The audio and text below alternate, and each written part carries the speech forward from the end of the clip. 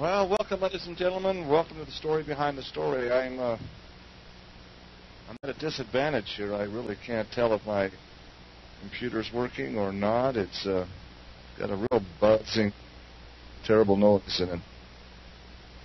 Let's see. It's get some communication going. Is that coming through okay, Shelby? Okay, so she says yes. We're ready to go. I don't know what's going on. Weird stuff. Again, yeah, golly, more and more messing around. Now they're messing with my audio. It sounds like you're paranoid, but you know what? Things are really going crazy. Hey, golly, there's there's some fallout out of my show yesterday. We had some response. I should say Friday, not yesterday. Yesterday was Sunday. Yeah, thank you, the listeners that did contact me according to this the sulfur story. And over the weekend, I did make some contacts. I did a short seminar actually on sulfur, and wow, I got to tell you, folks, there's something definitely missing in the story. That's the importance of sulfur. And I'm talking about, just again, my Righteous Blood series of articles. Again, I show the control of the production of black powder, gunpowder. Really, who controlled the saltpeter monopoly? Without saltpeter, potassium nitrate, you couldn't really make gunpowder. But another essential component is sulfur, ladies and gentlemen. Yeah, sulfur, because you see, when sulfur and charcoal are put into saltpeter, then it becomes a projectile. Boom, makes a big bunch of smoke. Shoots cannonballs and bullets and everything else to kill people.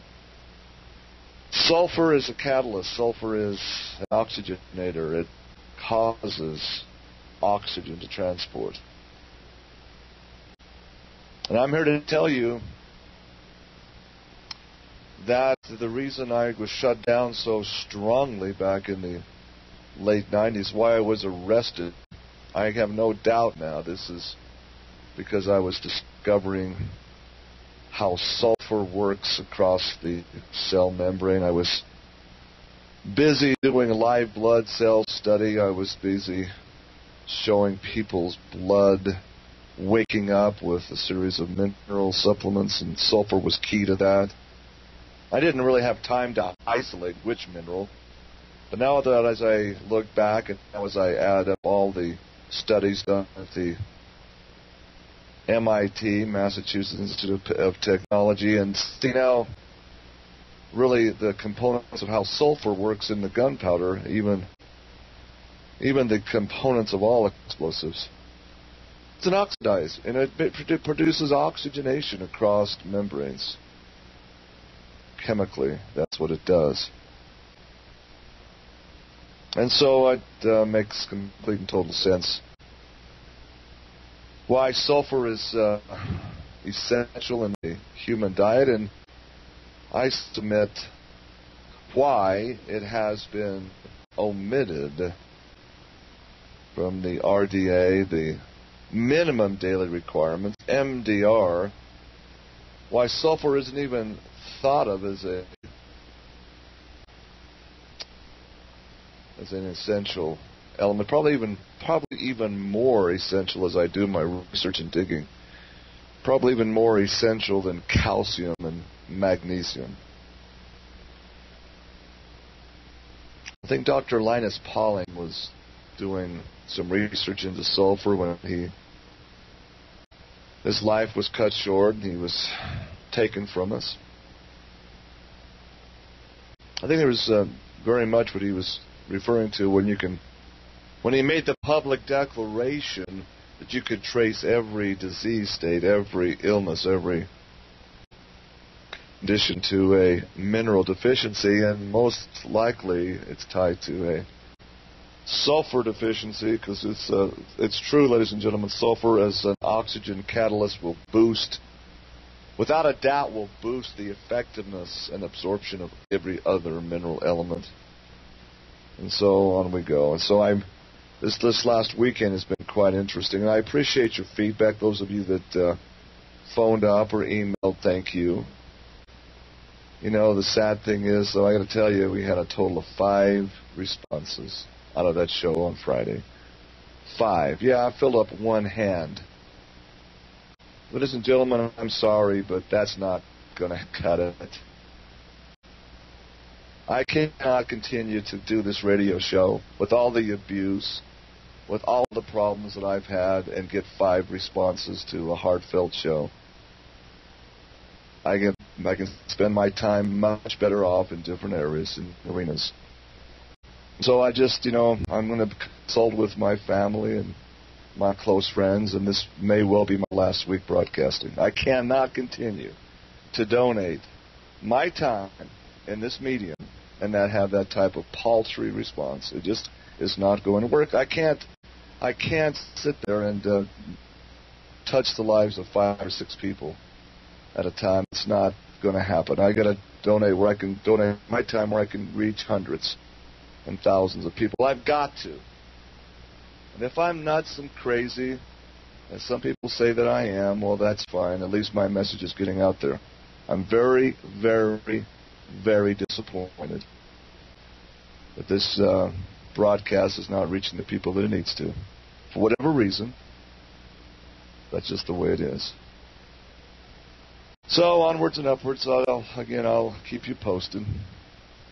My colleague and friend in Reno, Mr. Doug Wallace, is just as frustrated as I am. I've received a series of emails from him over the weekend. I've been sharing with you his expose, No Mormon for President.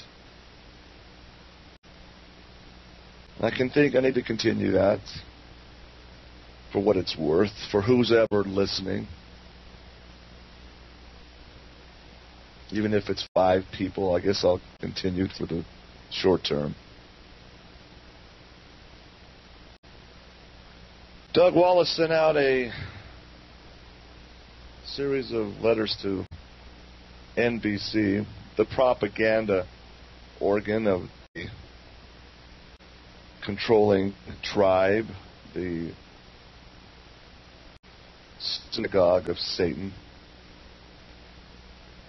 Series of letters that wanted an NBC team to come out and look at the other side of the coin of the untold story, really, of Mormonism.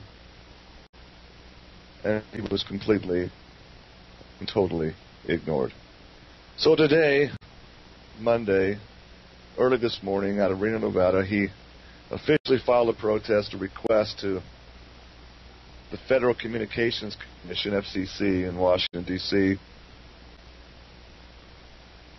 request to strip the communications license of the National Broadcast Corporation, NBC. Now, this is coming from a licensed attorney in Reno, Nevada, Mr.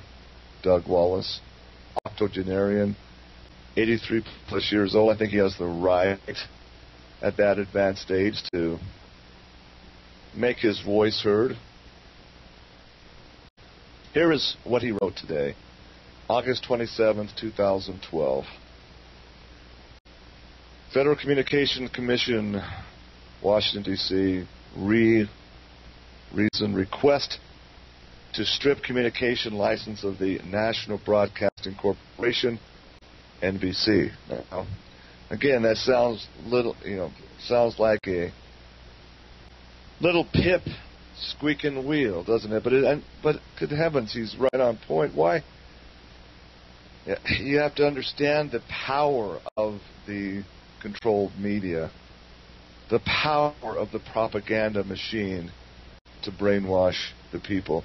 And this is clearly the case with their coverage, with their buildup of Mittens Romney, this icon. Here is what he wrote. Doug Wallace. Quote, as director of the non-incorporated association Americans united against fascist and theocratic government, I am requesting you to order an investigation of the conduct of NBC in the broadcast of its recent production, Mormon in America, which was initially aired at 10 p.m. on August 23, 2012. The reason for this request was the refusal of NBC to present a balanced and fair broadcasting of the Church of Jesus Christ of Latter-day Saints in an impartial and fair manner to Americans. And this was done for the purpose of promoting the candidacy of Willard Mitt Romney to the office of President of the United States during the current election year. Quote, the production was designed to mislead the populace of the United States that the aforesaid church has no intention of committing a coup d'etat in peacefully capturing control of the United States government to convert it into a theocratic kingdom, to expand influence and control of the church over the governments of the world, utilizing the powerful military capacity of the U.S. government. Let me just stop there again. This is where I have to diverge with Mr. Wallace. It's not the Mormons per se, it's the Mormons and their synagogue of Satan allies. These Ashkenazi SOS usurpers. It's not just a Mormon group. They're united together. They're joined at the hips. And I don't think Mr. Wallace quite sees that. He's looking at it just as the Mormon Church alone. No, the Mormon Church is really part of a united front of organized Satanism. And yes, Willard Mittens Romney is their golden boy.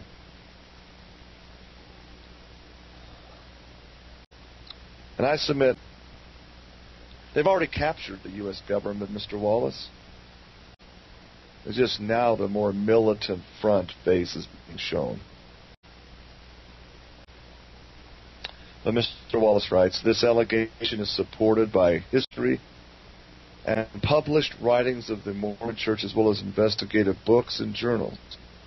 You see, what really should be broadcast is the Mormon churches joining at the hips with this Synagogue of Satan group of Khazars, who they are, what they are, and their formation of this modern state of Israel, going back to the Jewish apostle of the Mormon Church, Orson Hyde, and his dedicatory prayer by the restoration of Satan's Melchizedek witchcraft priesthood of scrying demons. I can't say it any more clearer than that, ladies and gentlemen.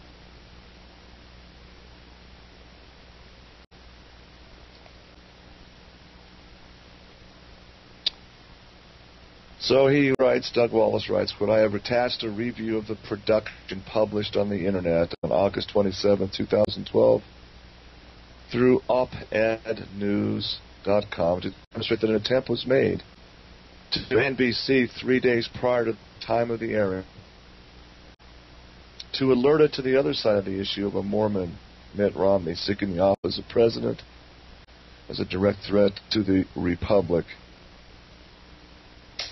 That review suggests that an unwarranted interference by Operation Mockingbird of the CIA is present to assist in the implementation of the request. And bringing in Mockingbird is really quite amazing, and that's exactly the topic of discussion today. What is Operation Mockingbird? The Central Intelligence Agency. How tight is it, you see, to the Mormon Church? This is going to shock you, ladies and gentlemen, because it has its very root core in Nazism.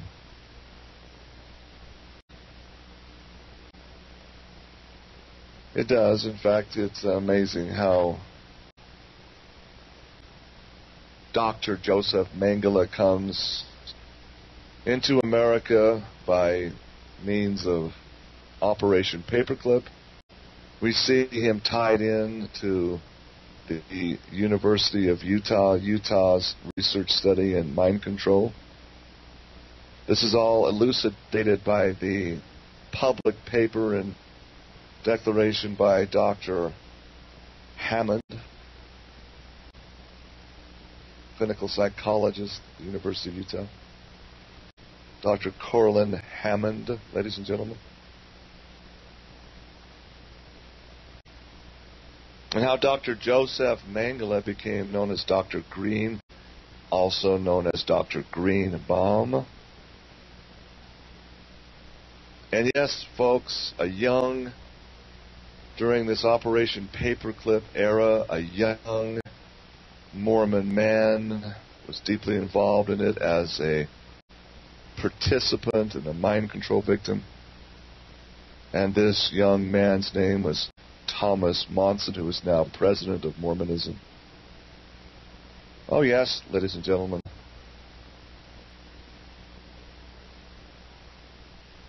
It's all tied together. Here is what Doug Wallace wrote, and he's touching on this thing. It's a tip of the iceberg, believe you me. Mormonism, Mockingbird, and NBC is what he wrote, and here is what he said. Quote, last evening's, parentheses, August 23rd, 2012 production of Mormon in America by the National Broadcast Corporation, NBC, is a classic example of media control in our country.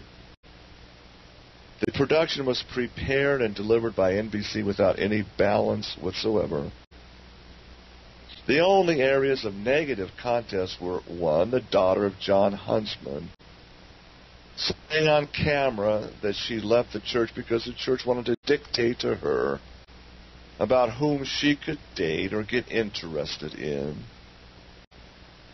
The second was an openly gay man who held some leadership position in the church, but whom, after many attempts to change his sexuality by order of the church, was still an active member and gay. But should he ever become involved with another male, he would have to surrender his church position altogether.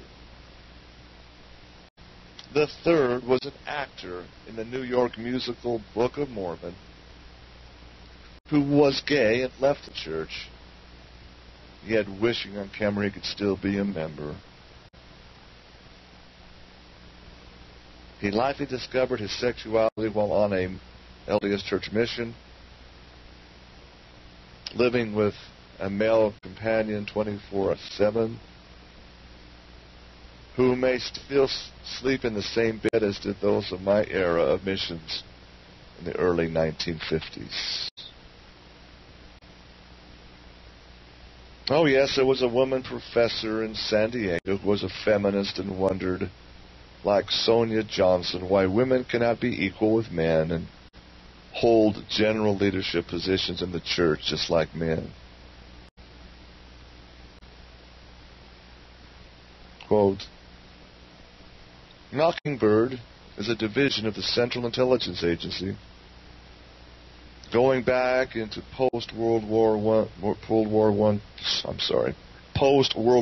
II that has infiltrated and controlled the media, both written and oral, to censor or to promote propaganda info that would deceive the American public for ulterior purposes. Production Mormon in America is certainly the careful presentation by NBC of Mockingbird control.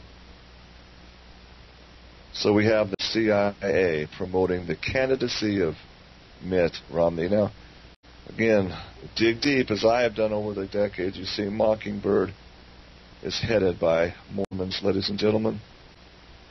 It's no surprise. There was not one word or suggestion that a Mormon president would be injurious to the Republic of the United States. Wasn't it exciting to see NBC correspondent Harry Smith riding in a golf cart in a 500,000 square foot warehouse building among acres of packaged foodstuff, which are available to church members who are down on their luck? No mention was made of the plight of Utah farmers who have to compete with the church welfare program that dumps its surplus on the commercial market, which are often produced in church-owned tax-free fields and tax-free buildings owned by the church and with volunteer labor. Not one word, exclamation point.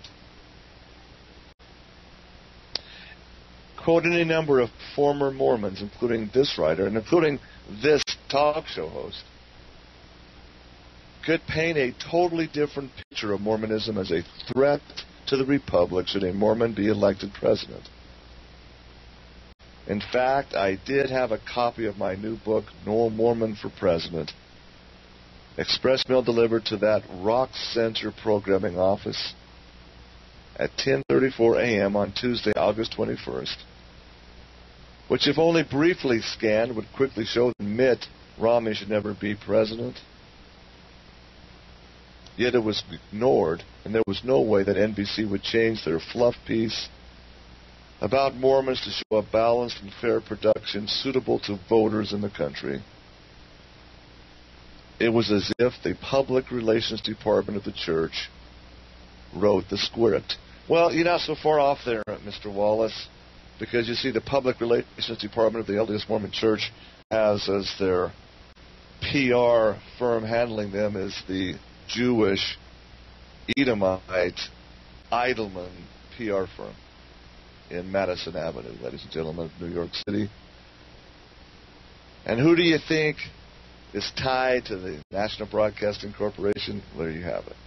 It's just amazing. And so we see it now become politically correct or incorrect.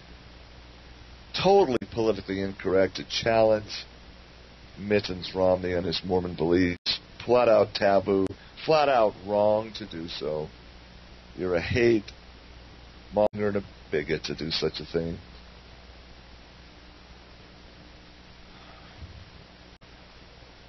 What Doug Wallace writes here is amazing. He's right on for the most part. Just a little bit of difference that I can see to add to it. A little bit, my viewpoint, but he's basically right on.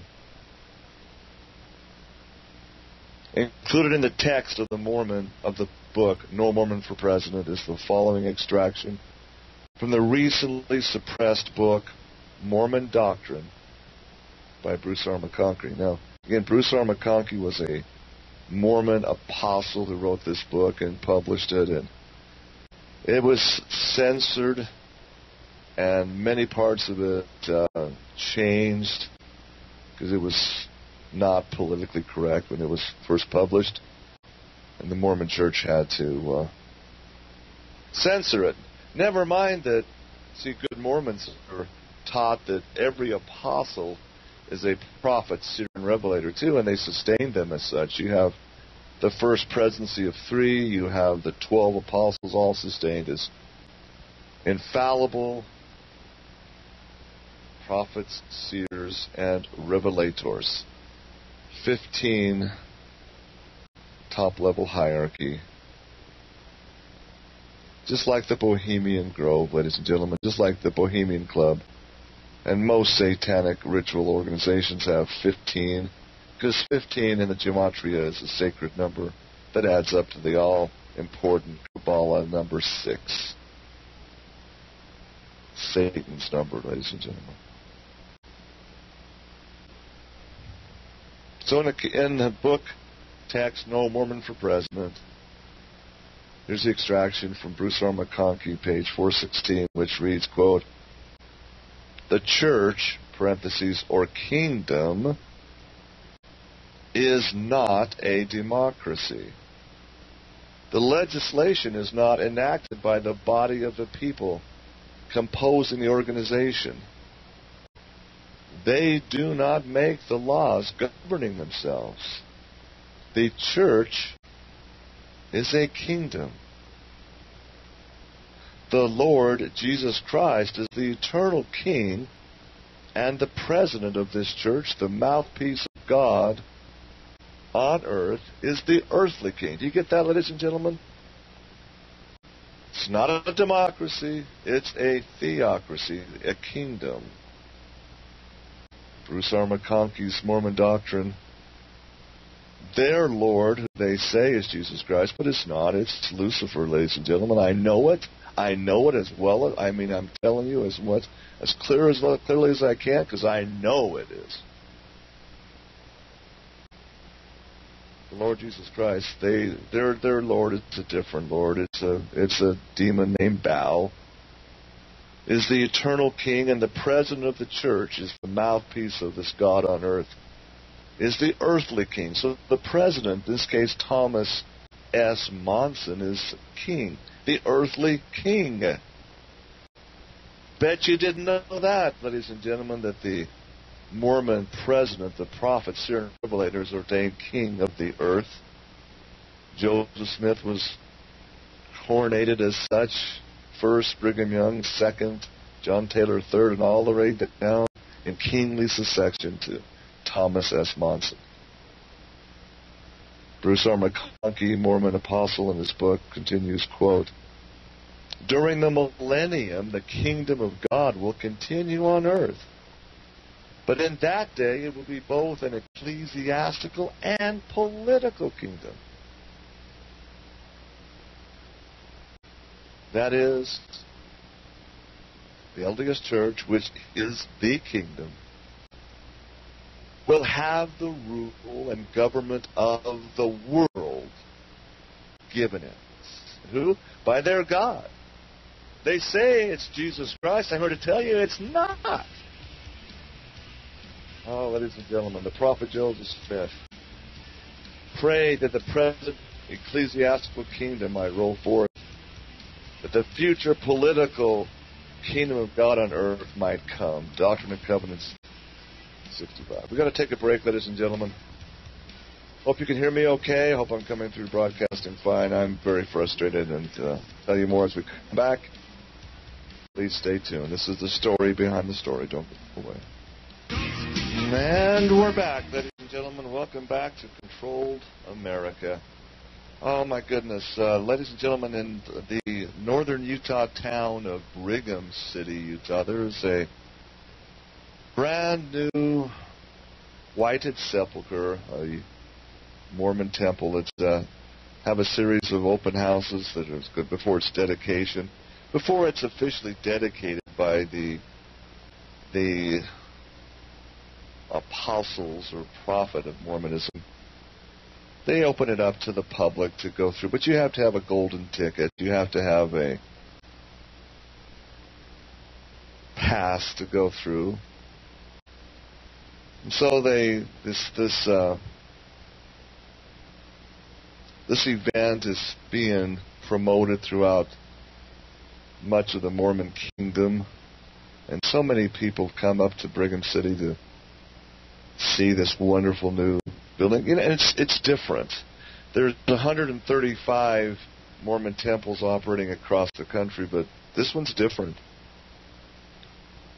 It's different for a number of reasons, ladies and gentlemen. First of all, it's in the town of Brigham City, named after Brigham Young, and it's different in the fact that Brigham Young, towards the latter part of his life, in the 1870s,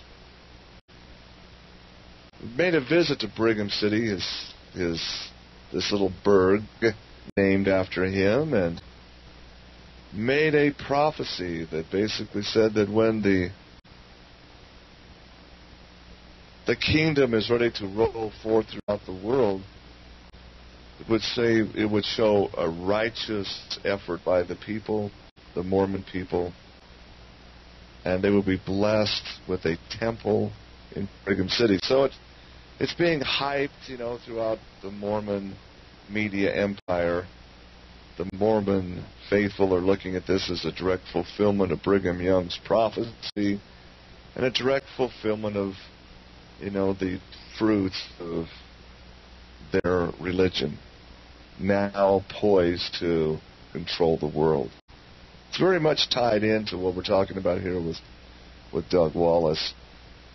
There's a group of devout Christian missionaries who go all around the country at every Mormon temple session and pass out newspapers or tracts, just witnessing their Christian faith to the Mormon people, trying to do so in non-confrontational way, just showing the basic differences in biblical Christianity and the gospel of Joseph Smith. They have commented just Sunday at the Brigham City Main Street Church. They commented how this particular temple open house is different than any they've ever attended because of the hostility. They've not allowed them to pass out their brochures. They have been isolated to a free speech zone that puts them away from anybody. So there's just a different spirit there. Indeed there is, folks. Because it symbolizes the coming of age, the coming out party of Mormonism. And again, the National Broadcast Corporation, NBC's production, is evidence of that.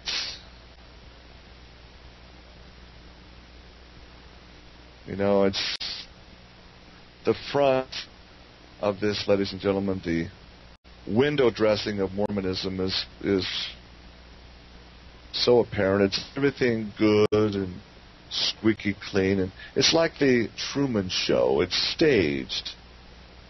It's manipulated to appear so, ladies and gentlemen. And the sermon Sunday of Pastor Jim Kaplan at the Main Street Church is so right on. Just all it is chapter 9 of the book of John, where Christ does something extraordinary in the annals of his ministry, and that is he healed a man blind from birth. And see, the whole sermon is just so apropos. Here is a man begging on the streets as a very, very much an outcast, very much a second-rate citizen, because in the Jewish, shall we say, Edomite circles of the time, the Babylonian priests, they had developed a Babylonian concept, which of course is there in the Talmud today. That's basically talks about sinning in the pre-existence. So the disciples asked Christ, upon looking at this blind beggar everybody knew was blind from birth, they asked the philosophical question of this new rabbi, this teacher, Lord, who sinned? Was it his parents that sinned, or did this man sin before he even came into being, that he was born blind? Because the general concept was, if you're born with some problem, it's because somebody sinned. There's a reason you earned this position. Christ's answer was very simple. He says, neither. But simply that the glory of God can be made manifest. Now, that's rife. That's rife with meaning, ladies and gentlemen. Deep meaning. That sometimes negative things happen to people for a godly purpose. And you just don't see the purpose until you go to the end of the road. And this blind beggar, blind from birth, Can you imagine? Just put yourself in his position now. Blindness is universal in the human eye when you go into a dark cave. The very word darkness, the very definition of darkness, is the absence of light. And there's varying degrees of darkness. It all depends on just how much light there is. When you're out outside in the night sky, if there's no moon reflecting and just the stars are there, it's pretty dark, but you can still see a little bit. There's a little bit of ambient light. But when you go into the dark recesses of a cave and artificial lights are doused, that's total darkness. It's black and you cannot see. So that's universal. Human beings, even with night vision goggles, cannot see in a total darkness. See, night vision goggles just amplifies ambient light. Darkness. Darkness from birth this man was born into. So put yourself in his position. When you're blind from birth, your other senses are necessarily amplified to survive. He could sense things. He could hear things. He could walk around, probably knew his way around the city by sense of smell. Those things are elevated. You talk to anybody who has lost their sight, they will tell you that their sense of smell and other senses are amplified. Their hearing is amplified for the most part. So I submit this is exactly what was going on with this gentleman, this blind man from birth. And Christ basically did something. It was a Sabbath day, ladies and gentlemen, and this is amazing. See, it was against the Pharisaical law. It was a very serious penalty to do certain things on the Sabbath day. Do you realize that back then in the recorded history that it was a sin and an offense to spit and hit the dirt because you made clay when your spittle hit the dust? And the Pharisees, in their wise wisdom, they're straining at gnats and swallowing camels, declared that making clay was making building material, and that was labor, and it was an offense, a very serious offense. So when people, if they had to spit, they made sure they spit on a rock, so they didn't make dust and hit the dust and make clay and be subject to ecclesiastical penalties.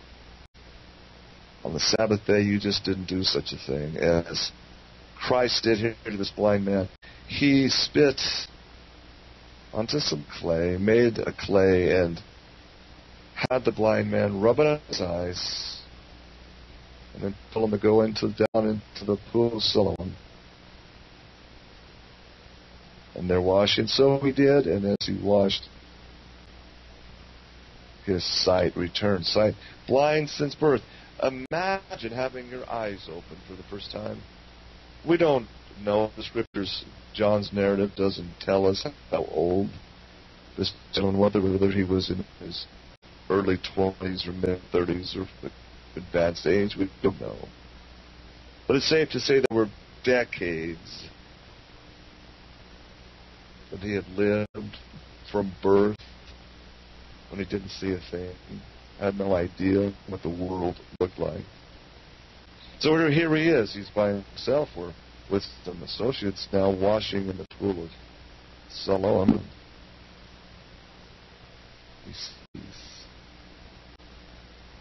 He sees. But the people that are witnessing this around him, they immediately go and tattletale to the Pharisees. Why? Because they wanted to have some brownie points, I'm sure. They came and alerted the Pharisees, this Jesus made clay. He broke the Sabbath law. And here is man seeing People were so blind in unbelief at the time, they didn't want to believe such a thing. They thought it was a staged event. They thought it was a joke. And you can imagine it happened in modern time today when a person blind from birth suddenly sees a revival. Many skeptics are going to say, that's ridiculous. It's all a joke. Nobody can do that. The optic nerves are done. He's been blind from birth. It's impossible to see again. And so the Pharisees, the governing body, the quorum of the 70, if you will, called for this man. He came. The first thing that he's now seeing, his first official sight is before the Pharisees, and they grill him. What happened to you? And he was very, very succinct with his answer. He says, this man made spittle of clay, I anointed my eyes, I washed in the pool, and now I see. It's a very simple answer. And the Pharisees said, they then called for his parents to verify in the mouth of 2 witnesses or more if this is true. This man was blind from birth, and his parents were summoned and written to this high excommunication court, if you will, because the blind man was of the synagogue, and though he had never seen a thing, he was probably relegated to some of the lowest rung of society in the synagogue as well. So his parents were questioned, and they said, yes, he is our son. And indeed, he was blind from birth. And he said, how did this happen? They said, we know not. So they brought the blind man back and said, where is this Jesus now? And he says, I don't know. I've never seen him. Basically, think about it. All they heard was the voice of Jesus Christ. He never saw his face. The story is amazing, the witch hunt that proceeded. You see, it's a really big thing in the human nature to be part of a group, especially when you're the in crowd, when you're the most righteous ones that control the temple, and everything to do with your societal structure is tied to these men, these pious, self-righteous, nose in the air, holier than thou people. And these men question this gentleman is basically resorting to ad hominem attacks against him, attacking his character, not his story. And that, again, is often the case when you have a power base and a control base to protect. You're going to resort to attacking the messenger, not debating the message. So they called this blind man back in and began an ad hominem attack against him. And the blind man basically said, how can this man, he says, what do you think this Jesus is? And he says, he says, a prophet. Very safe answer. A prophet is a safe conclusion. Didn't say he's the Son of God or Messiah, no, just a prophet. But then he made the cardinal error, the cardinal sin, made the Edomite Pharisees see red.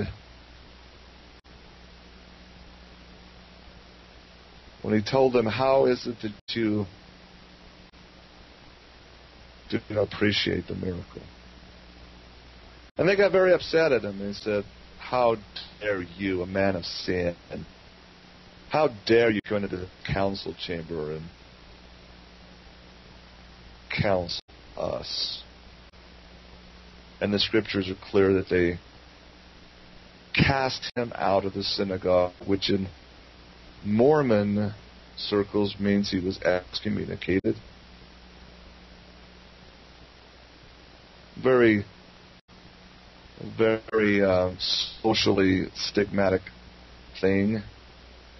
The whole family now was leveled with the stigma of an excommunicated guy who was part of a hoax. You see, they excommunicated him to take away his credentials. All the people knew probably is that this guy was a fraud. Was just playing that he was blind. You see, that's the power of a church ecclesiastical body of this nature. And the pointed end of John chapter 9 is that after hearing the fate of this man, Jesus sought him out and gave him comfort. And at that point, the blind man saw his face. He'd already had the most harrowing experience. He got his sight back and realized how fraudulent and phony and hypocritical this religious elite was. And then he met and saw for Jesus for the first time face to face. And bowed down and worshipped him as God, as Messiah.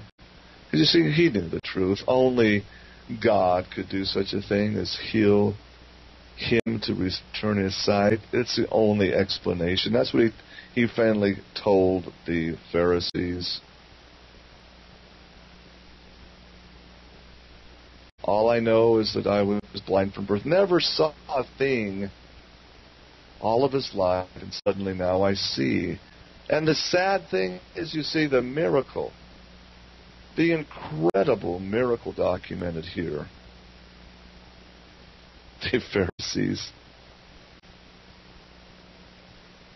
refuse to accredit it, acknowledge it, and rejoice in it.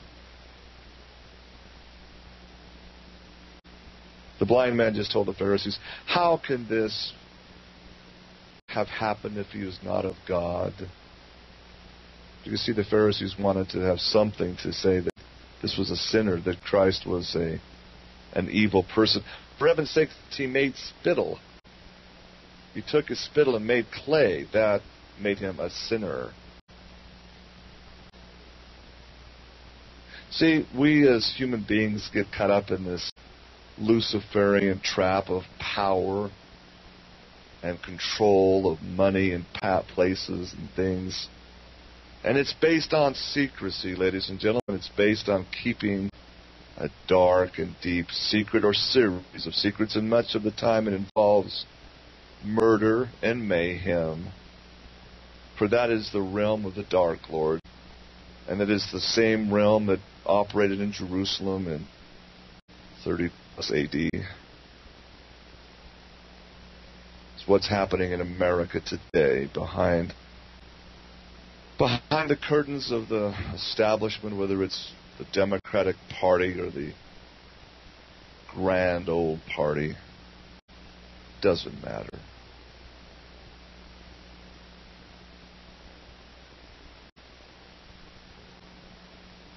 And the teaching here is amazing that John brings out, and those who have ears to hear can understand it. You see, Christ is the light of the world. All through Scriptures are referred to as that light. The light that shines in the darkness, and the darkness comprehends it not. Because, you see, everybody is in darkness. They're covered by the darkness of sin in this world. Either you turn to the light and see and understand and be healed, or you stay in the darkness. This is the grand teaching parable of John chapter 9. The blind man saw his face and rejoiced, and knew he was the light. He gave light to the darkness in the man's eyes, and the parable is that everybody is born blind.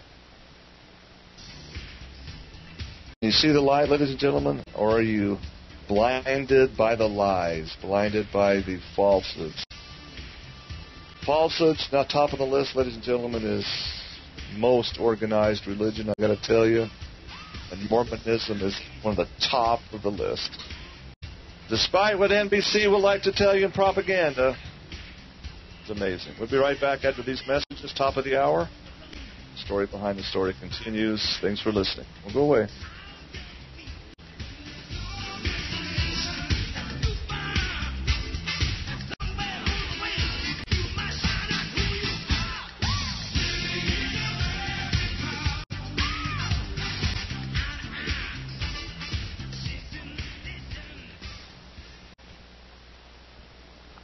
Bottles of heart and body extract, and have to say that it certainly does work. That's what Jack from Michigan had to say after his experience with heart pain and what he did to treat it with heart and body extract. I actually had a huge heart flutter. I was also having some edema around my ankles and very worrisome clot in my right leg that would happen from time to time. I was trying to sleep. Heart and body extract is all natural with no negative side effects. It will help repair or correct past problems associated with the heart and body circulation.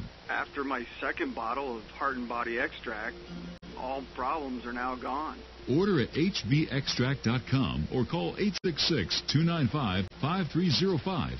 I ordered a third bottle of heart and body extract for maintenance, as I want to keep everything working. Order Heart and Body Extract at 866-295-5305 or hbextract.com. Heart and Body Extract for a long and healthy life. Introducing the new Go Berkey Kit, the first of its kind, personal, practical, and portable water purification system for those on the go. As you know, we discontinued the mini Berkey with ceramic elements several years ago because the output of the filtered water was a meager pint per hour. The new Go Berkey system has an amazing output of about a gallon an hour. Each Go Berkey kit includes a 1-quart high-quality 304 stainless steel system, complete with a black Berkey purification element, a generic sport water bottle, and a nylon carrying case. The whole kit weighs a mere 2.4 pounds. With an expected element life of around 3,000 gallons, you can refill the Go Berkey system up to an incredible 12,000 times before needing to replace the element. The new Go Berkey kit is perfect for backpacking, hiking, emergency packs, bug-out bags, international travel, car emergency kits, your desk at work, and much more. Get your Go Berkey kit today by calling 888-803-4438. That's 888-803-4438. Or visit us on the web at berkeywater.com. Sorry, not yet available in Iowa.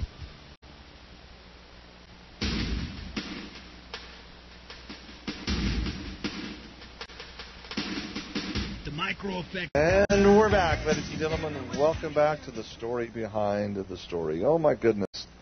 Yeah, I don't know where this country is heading for sure. I can't predict the future. I am not a prophet. But, philosophically speaking, I had this discussion with Pastor Catlin of the Main Street Church, and I said, do these prophecies of Armageddon and destruction, do they have to happen in order for Christ to return? Can this time of trial, this period, can it be eliminated, or can it only be lessened and made more bearable by those who understand? He didn't have an answer to that. It's possible, I think, that at least the death toll can be lessened. This World War III, this incredible destruction. I get frustrated. I told him so. I said, I talked to certain Christians, and they love what's going on. They're all for Mittens Romney, even if he is the Antichrist, because they see it all a fulfillment of prophecy. They're just sitting back saying, well, I just need to hunker down and wait to come out and be raptured up. What? You mean you just see it all happening and think it's all God's plan? You think Jesus Christ is literally the author of this insanity and this destruction? How is that? How can that possibly be, given given what he is and who he is and his creation. It's like saying, I'm an artist. I'm going to create this incredible painting. And then just because I need to redo and make another painting, I'm going to destroy this one. I'm just going to wipe it out and just destroy all the work I did before. I don't think any creator would want to destroy his world. But I believe somebody that's very jealous of his work would want to destroy and discredit the author. That's my viewpoint, folks, and it's more of a matter of how should a Christian behave during this time of trouble, you see. I'm going to do a American Jeopardy question here now, and this has to do with Christians and the martyrdom and sacrifice of Christians. That's what I think it's coming down to, ladies and gentlemen. Here is the American Jeopardy answer and question. He's a best-selling Western author during the 1910s and 20s, and he wrote a fascinating book called The Spirit of the Border, all about the early history of the great state of Ohio and the massacre of Christian Indians in that state in the latter 1700s.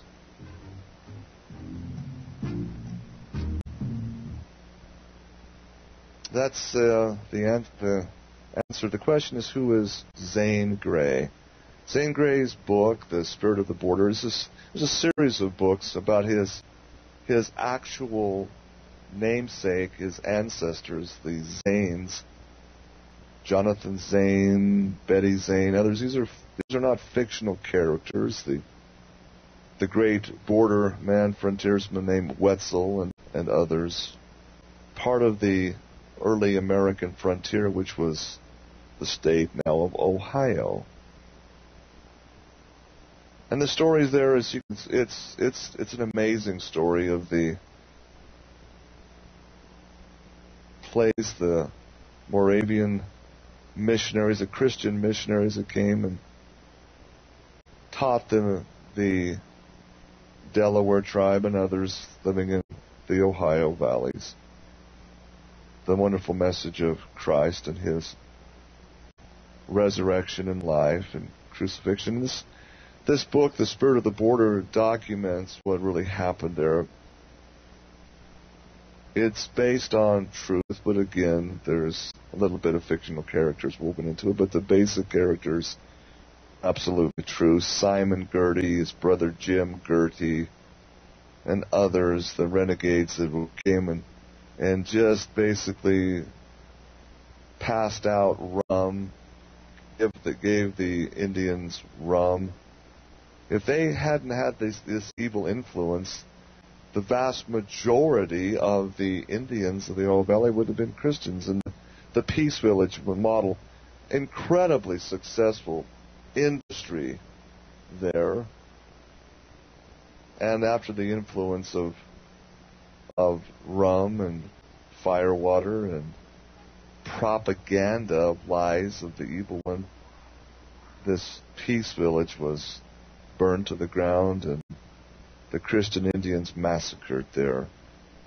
It's an amazing historical vignette of Ohio in the early days of America. And it's important to understand that, you see, it's these Christian Indians were true to their faith. They could have picked up guns and war clubs and defended themselves, but then they wouldn't follow their faith in fighting. They followed the Prince of Peace and went in and said their prayers, sang their hymns, and met their fate. Christian martyrs, an incredible story. So the question becomes, how should we as Christians maintain our faith during these times of evil, powerful evil, where the synagogue of Satan rules through drugs and pharmacopoeia and spirits, alcoholic spirits. How does a true Christian that's really is born again in Christ, does he take up arms and defend himself and fight? That's a philosophical question that I guess each individual must answer. Christian soldiers perhaps need to defend the faith. I don't have the answers to that, ladies and gentlemen. All I do know is that the message needs to be spoken. That what is going on in this world, when you talk about attacking Muslims, when you talk about defending in a preemptive strike the independent nation of Iran, all these things culminate in one can be described as retaliation and tit for tat, and before you know it, World War III is upon us.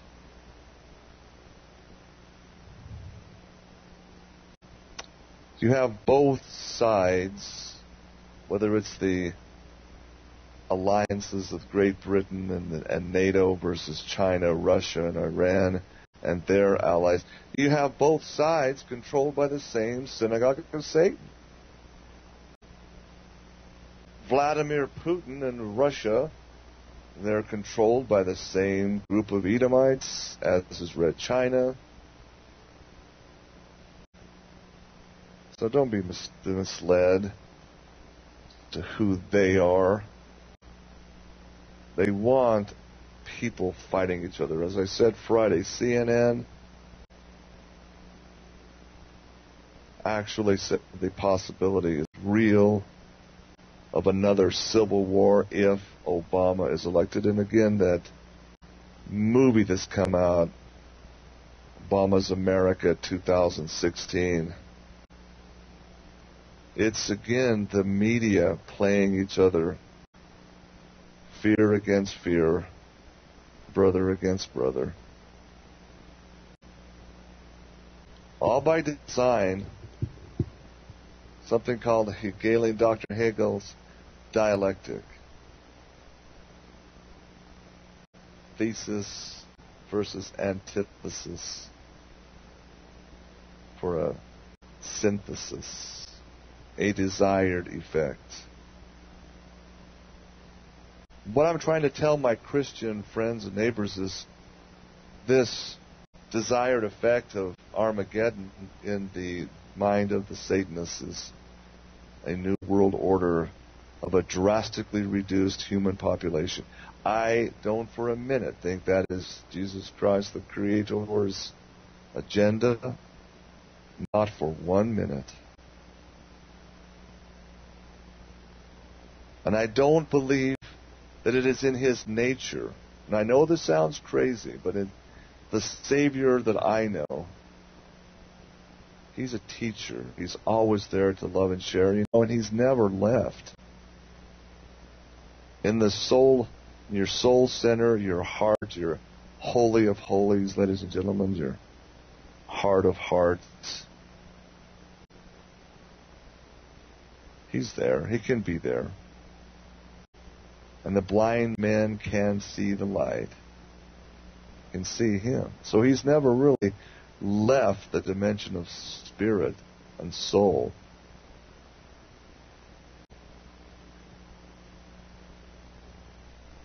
It's not in His nature, I submit, to come and rule the world in a blood-red, blood-soaked robe.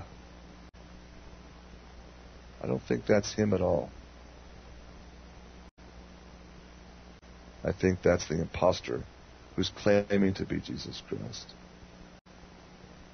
The sad thing is, His disciples are numerous and many. And He holds many faces to them to blind them. The quest for power, like the Pharisees who interviewed the blind man. You see, it's part of human nature to be so caught up in power, and their God is the God of universal power, vengeful, indeed vengeful and destructive. The Prince of Peace. Good heavens, he could have ruled the earth when he came in the flesh, but he refused to. Why would he come back and rule for 1,000 years now? In Mormonism, that's the God, their Jesus Christ, will rule the world, soaked with a blood-red garment. That's from Joseph Smith. If you go into Mormon chapels and Mormon temples, you see this very austere figure with a beard, with a blood-red robe. Looks like somebody just kicked his cat. His visage is vindictive and like he's ready to lash out with a lightning bolt. That's not the Jesus Christ I know. That's the Jesus Christ whom Gordon Bittner Hinckley declared as a different God than the Christian God. You see, they believe that Lucifer and Jesus Christ are spirit brothers. And here is the message that we just want to get out to our LDS Mormon friends and neighbors. Understand the Scriptures. Understand the guideposts. Understand the Gospel of John. I mean, really, really study it. And you see the whole Mormon hierarchy, the whole Mormon secret combination of secrecy in financial dealings. This cannot be this Jesus of Nazareth, who said he is the light of the world, and he would light his candle and put it on a bushel for all the world to see, not hide it underneath in the darkness of the bushel where nobody could see it. But in Mormonism, secrecy is the name of the game. They say that the temple ordinances are sacred, not secret, but it's just a play on words. Because the blind man on the beggar on the street without a temple recommend cannot go inside that edifice after it's dedicated. He's not worthy. It's hiding it under a bushel. And what about the finances? You know, people talk all the time now about the lack of character of Wilbur Mitts Romney not releasing in its entirety his tax returns. And the media organ spin doctors are saying this because nobody needs to know how much money he gives to the Mormon Church. That's his privacy. Nobody gives a rip about how much he's donated to the Mormon Church. If anything, it's going to make people think more of him, because if he's, you know, to me, if you're going to be a Mormon, at least do it 100%. Do it right. If you're given 10% of your $40 million a year salary or $4+ million in tithing, good for you, Mittens. You're living your religion. That's called integrity. And I believe most Americans agree with that viewpoint. They don't care how many millions you gave to the Mormon Church. If that's their mindset, they surely are short-sighted in their opinion of the people of America. No, there's something much, much deeper and more sinister. There's a more sinister reason why these accounts have to be shut down. Why Harry Reid, another fellow Mormon, would say that Romney hasn't paid any taxes whatsoever.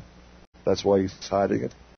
Shut the man up. Just release your tax returns and show you have paid some taxes. Maybe it's only 7, 8, or 9%, but you have paid some. And Americans aren't going to say, hey, oh man, I feel bad that he's able to avoid taxes. That's what rich people do. They know how to pay less taxes. They know the tax loopholes. That's not the problem either.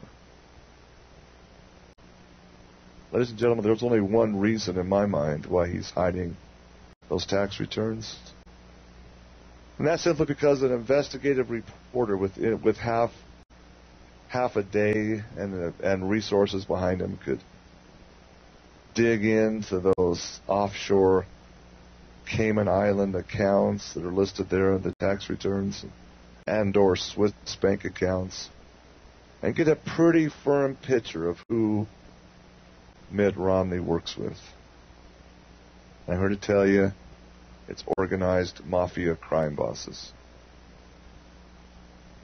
That would also expose the Mormon Incorporated crime bosses and expose Mormonism. That's why he cannot make public his tax returns. And this is exactly why the Mormon Church keeps its financial records so secret. It's not sacred. The Mormon Church was legitimately a Christian organization. They would have complete and total transparency in their financial documents. Now, I don't care who you are and what position, you can't argue with that basic truth. The Oregon case, the cases of sexual perversion with leaders, Sunday school teachers of the Mormon Church preying on young boys, and having the trial, the court, the Supreme Court of Oregon, demanding that the LDS Church release its financial statements, and the arrogance. No matter what it would take, they would not do it. They did not recognize the superior Supreme Court of Oregon. Instead, they settled for a secret agreement of disbursement of funds. Secret, again. Nobody knows how much was paid out. How much was paid out so they wouldn't have to go and fight the Supreme Court in a protracted, huge legal battle. Why? To keep their finances secret? The question is, why? Why? Why? Why?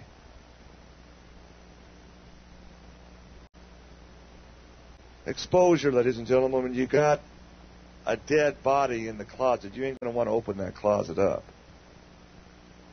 When you've got exculpatory evidence that shows that you're a fraud and a hoax, you're going to keep that file locked away. You're going to want to destroy it. You're going to want to cover it up. Ladies and gentlemen, it wasn't the Watergate break-ins that took down Richard Milhouse Nixon. It was the cover-up afterwards. Covering up is worse in many cases than the crime. And in this case, boy, I tell you, it goes back to the Mark Hoffman mad bombings that they called. Most Mormons have forgotten about this in the 80s. I haven't forgotten about it. This forger of old documents, this incredible artist, Mark Hoffman, forges documents, bamboozles Gordon Bittner Hinckley in the first presidency, gets them to give millions of dollars for these embarrassing documents, which would, this is what's so funny, which would embarrass the church and hurt their missionary effort and make people start to question and make people start to think that something's wrong in this paradise kingdom.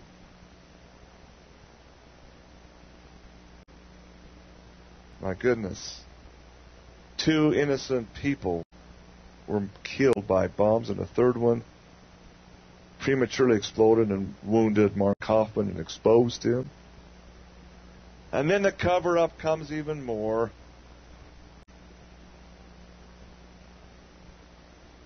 The power of this 800-pound hairy gorilla stops the trial, forces a plea bargain, and the dirty laundry is stuffed back in the closet and securely held under lock and key. Just another example of cover-up. Willard Mittens Romney will not release documents when he was tied to in the Winter Olympics of 2002. The Olympic bribery scandal should have been tried in court. People should have gone to jail or prison, and at least, but it can't tarnish those gold Olympic rings. You can't tarnish the tradition. So Cover Up Central was brought in, and Willard Mittens Romney was the man to hide it all under the rug, ladies and gentlemen. I lived here in Utah, was in the alternative media reports, doing radio shows, story behind the story back then. Good heavens. Documents from an inside whistleblower.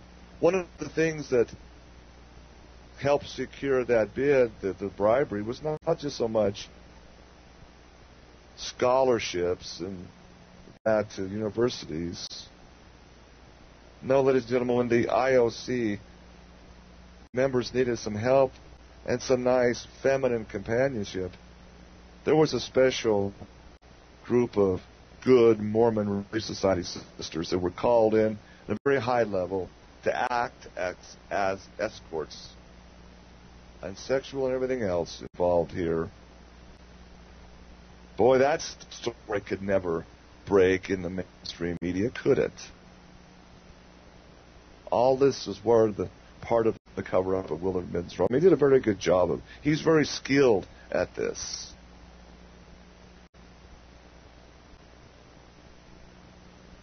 It's sordid. Absolutely sordid. And the media is an accomplice to the cover-up and crime, as Doug Wallace is so fully aware, and when he's willing to make his voice heard, though it's just a little pinprick of light in the darkness of a very dark night. Totally ignored.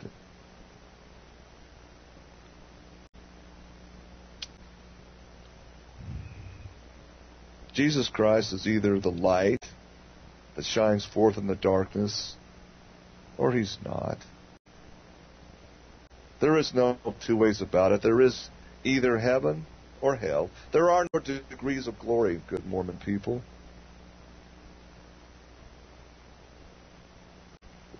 The Mormons are so deluded, they don't believe there is such a thing as hell. There's outer darkness, where you're outside of the light. But there's no literal fire and brimstone for the soul to be tormented. That's another thing that Joseph Smith made up, telling the world of the pre-existence and the 3 degrees of glory, and to attain the highest level, the celestial glory of the Son, and there with the Son God, you must enter into plural marriage. Oh yes, this is a good Mormon will just, their eyes will glaze over when you talk about this, and they'll get violently angry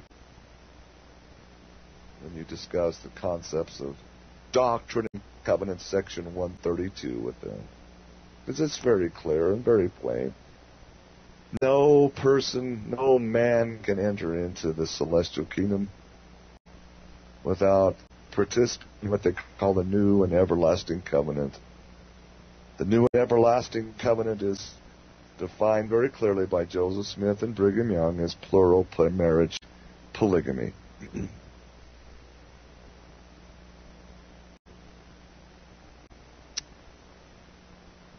Polygamy, ladies and gentlemen, is slavery of the feminine energy. That's not of Jesus Christ of Nazareth, but it is of the God of John D., Elizabethan black magic sorcerer magician. Oh yes, ladies and gentlemen, you wonder why the United Kingdom resonated so strongly to King James and his book on demonology, because you see, it was Queen Elizabeth and her court that was controlled by the black magic arts. That's a reality, folks. It's a truth.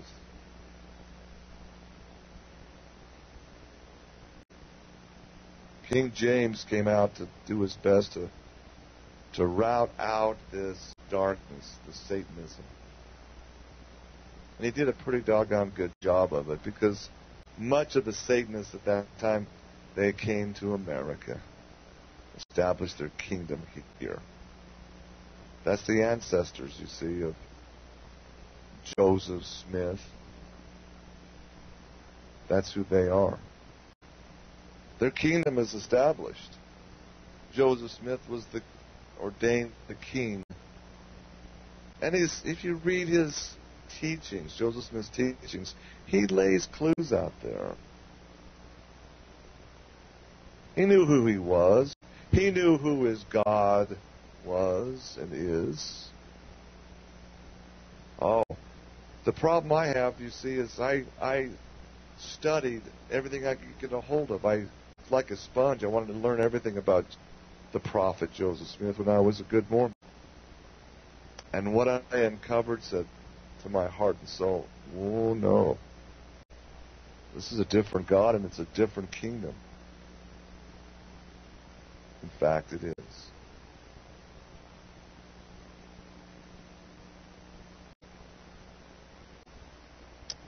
Familiar spirits. The Bible expressly forbids conjuring up familiar spirits. That is the work of the area of demonology. It's exactly what King James in his book Demonology wrote about how the science of sorcery and demonology works. It's not fiction, it's a scientific fact how these sorcerers cast their spells and how they invoke demons from the unseen world. He laid it all out in his book, Demonology. Joseph Smith publicly declared that the Book of Mormon speaks as a familiar spirit out of the dust. Good Mormons, that's all you need to know. Gentlemen, I'm going by my watch, and I don't know if I can't hear a thing in my audio. Don't know if I'm even coming through. So, I don't know. Can't continue doing this any longer. I'm done. I've lost computers. I've lost so much. It's just, I don't know. I don't know who I'm speaking to. It's obviously not working. Frustrated. Let's just, I don't know. Let's just join up with Clear Channel. What do you say, Joe McNeil? Let's join up with the system and get our voice heard. Then I can pull the plug. I don't know what's going on. Frustrating as I could get out. My computers are constantly having problems, and I don't have bad equipment, ladies and gentlemen. I have some very good, modern, expensive equipment. I simply can't afford to keep repairing it. Just can't continue to do it. There's only, I'm not the government. I don't have a printing press in my basement. I don't have funds, unlimited funds. I have just enough to pay my bills and put food on the table, and that's not happening this month. For whatever reason, I don't seem to know why, but my business is like hit the toilet. My friends say I'm talking too much about conspiracies. I'm talking too much about government things, and people are not resonating to what I'm saying. but I need to concentrate more on my business, and that's probably true. But I maintain to those people, what good is a business if this whole house of cards falls? And I just marvel. Here in Utah, Willard Mittens Romney comes and he says one word, and he has literally $5 million in 2 days. That was the report in the newspaper. How much Utahns are just giving to this charlatan and fraud. It just blows my mind. And then the Mormon Kingdom has millions, hundreds of millions of dollars to build new whited sepulchral buildings they call temples. I understand the God of this world, this fallen angel called Satan, has power and money, lots of it. I understand that. Maybe that's just, again, part of being a Christian is to, with faith, you have to go and do what you have to do, and hope. But it's frustrating when all I can hear is a rebound, a reverbing that's just like somebody buzzing away on a chainsaw. Shelby, this is just very annoying. I don't know. I know you can't do anything about it, but I don't know what to tell you. If this continues into tomorrow, I'm done. I'm not going to do it anymore. I know it's a downer, but that's just the way it is. I've got to focus on getting out on the road again, and meeting people where they live, and one at a time. So, ladies and gentlemen, if you want to contact me, please do so through my meminerals.com website. I'm not even sure if I'm being heard. It's like this is my earphone. It's absolutely annoying. So, whatever can be done, let it get done.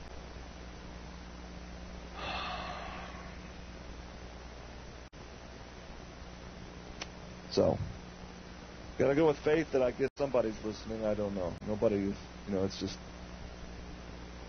I don't know if it's just my computer again, or whether it's just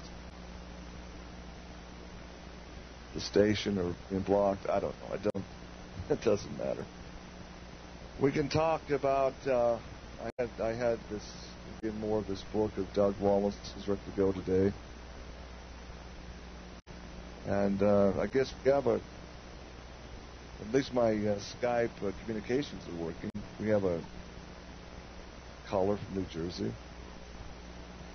Let's come and bring him in. I don't know if I can hear him, Shelby, but let's try. Hey, Miller in New Jersey, phone call. Can you hear me? Am I coming through? Hello? I can't hear him.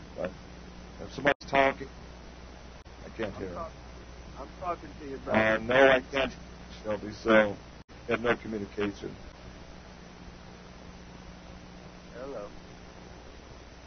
I apologize. I was ever trying to call in. I just cannot hear a thing. So I'm blocked off. So anyway, now I'm getting just an absolute terrible echo, and it just sounds like a buzz. Yeah, over the weekend, I got to tell you, I received a number of very threatening emails saying we're shutting you down. I don't even want to share them with my wife and sweetheart. She worries enough as it is. And when you get your website attacked and hacked, and people notify you that when they try to go on an order, they get a warning from their filter saying this will hurt your computer.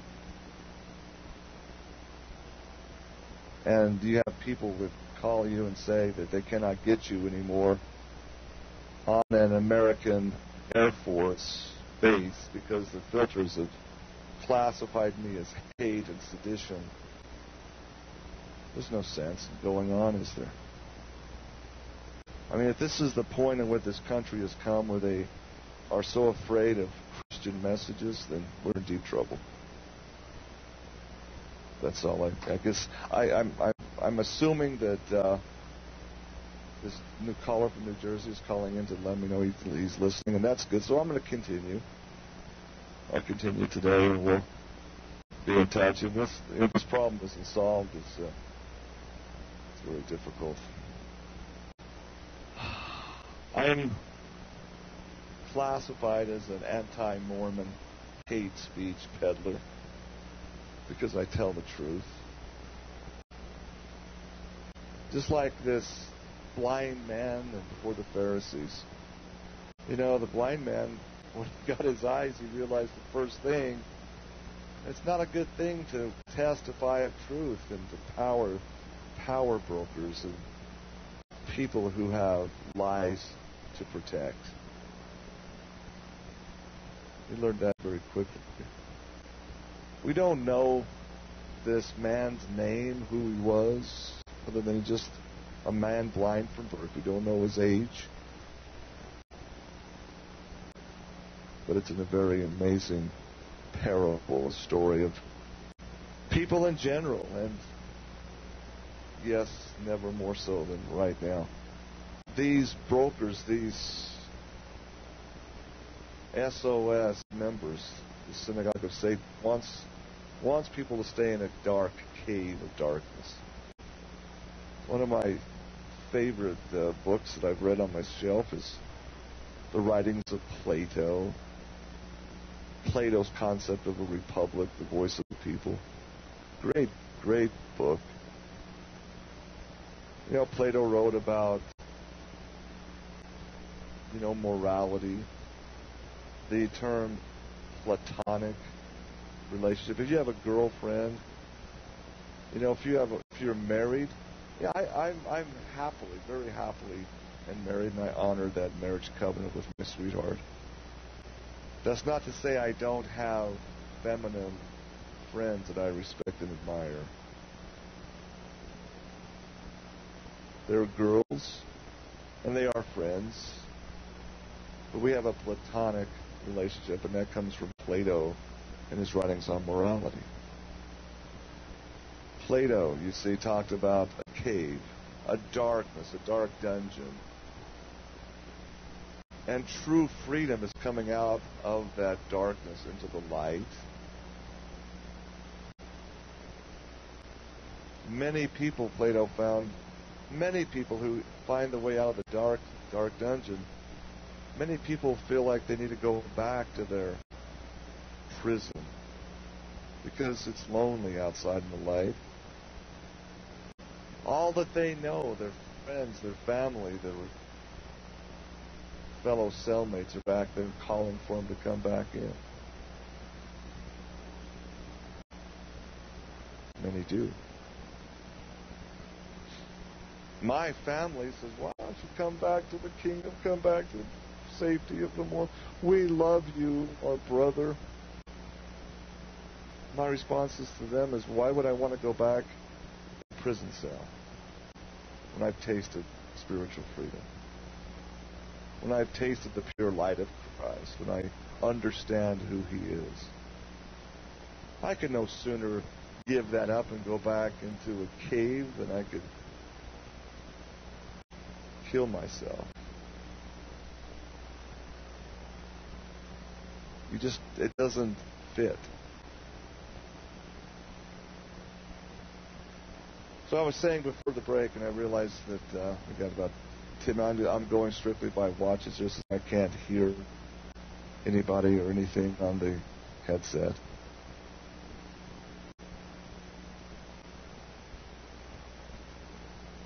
My message to the Mormons today is, again, what about this familiar spirit concept?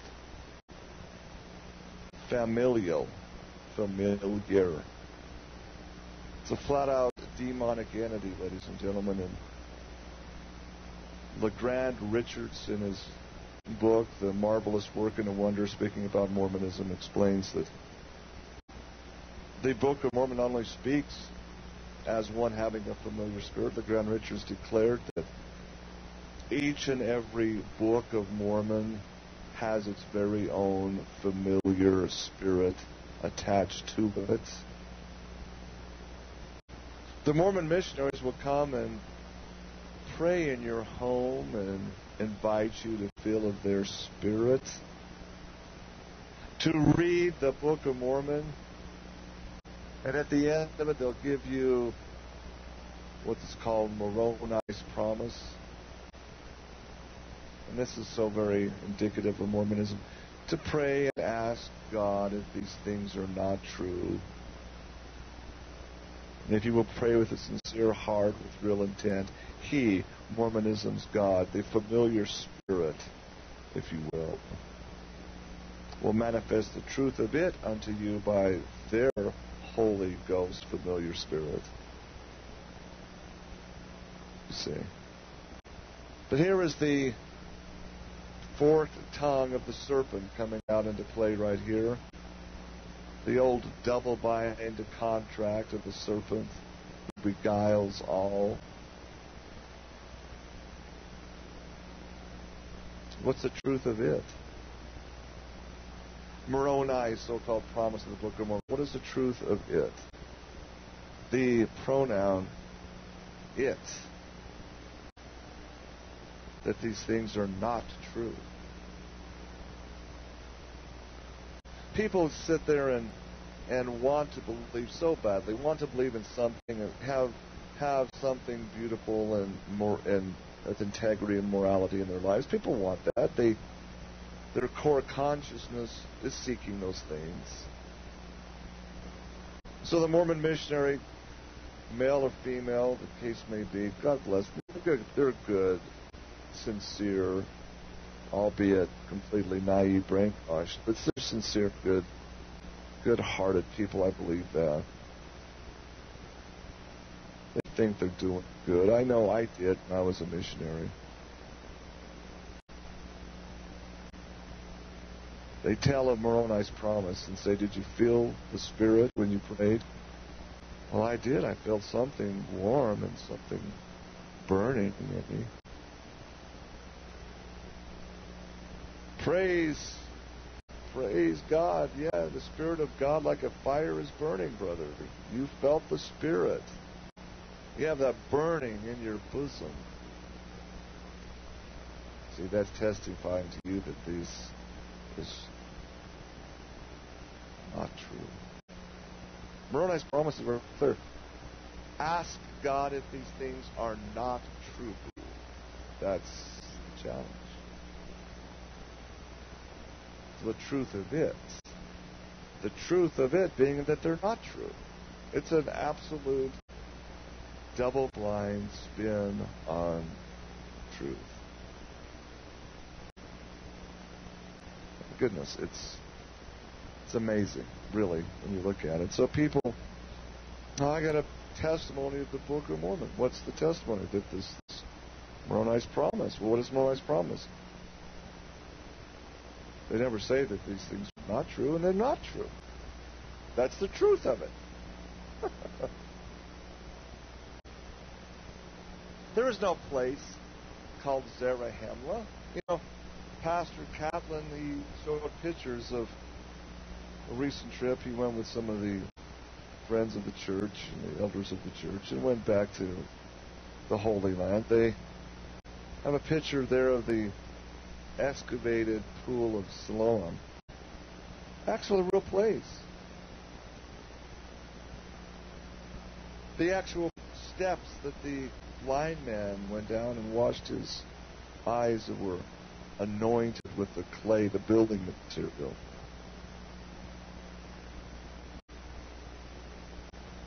Oh my goodness.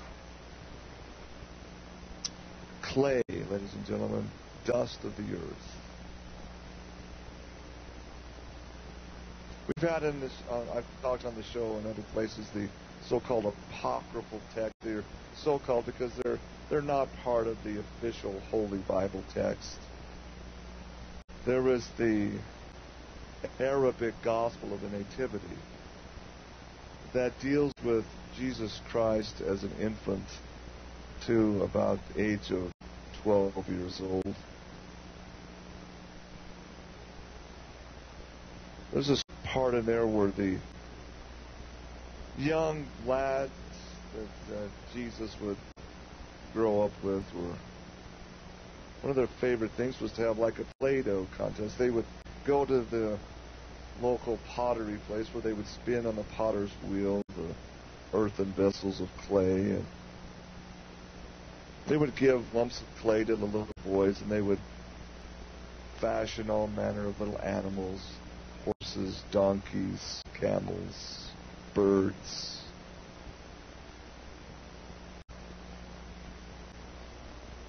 The Arabic Gospel of Nativity says that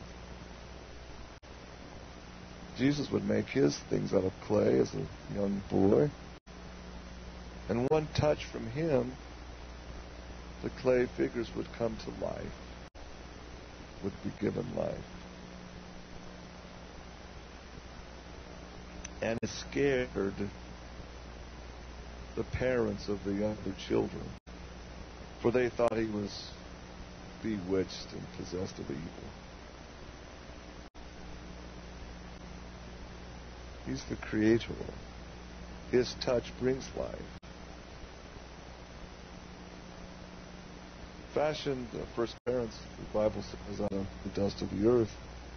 It had to have been moistened with water to make a figure of clay, and the breath of life was brought in and made man a human DNA structured soul. And folks, I'm going to be doing a full white paper showing the amazing protein structures of the amino acids that are all the building blocks of deoxynucleic acid and ribonucleic acid. These are all amino acids that form up our DNA chains and our RNA messenger chains. They're all built out of mineral substances. The primary linkage of that is the mineral sulfur.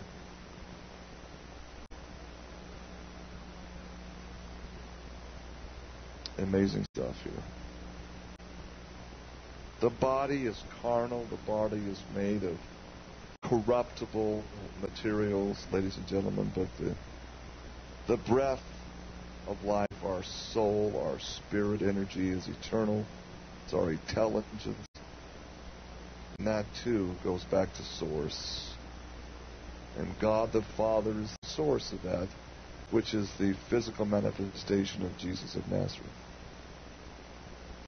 I don't know why people can't get a handle on the triune reality that God the Father, the essence, the unseen but very real God, can manifest in the flesh, and did, and is Jesus Christ. He made that very clear in John's writings 9. The Word was in the beginning, the Word was with God, and the Word was and is God. The name, the very sacred name, never to be taken in vain. You see, we get all caught up like the Pharisees did, taking the name of God, swearing, cussing, saying God, darn it, or whatever, you know what I'm saying. That's not taking the name of God in vain.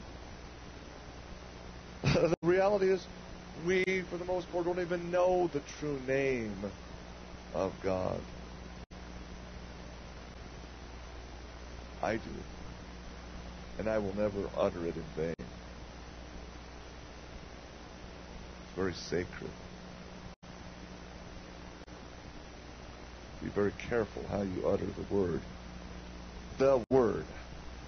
The sound. Very real. And it makes, ladies and gentlemen, I testify to you, in His name, that it makes the fallen angels quake and fear and depart. There is power in that name. And it's the embodiment and complete love of creation.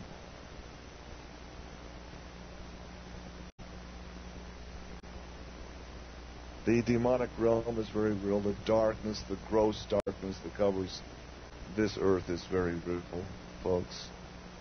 Even to the point where they have obfuscated and hidden the very basic information of that mineral element called sulfur.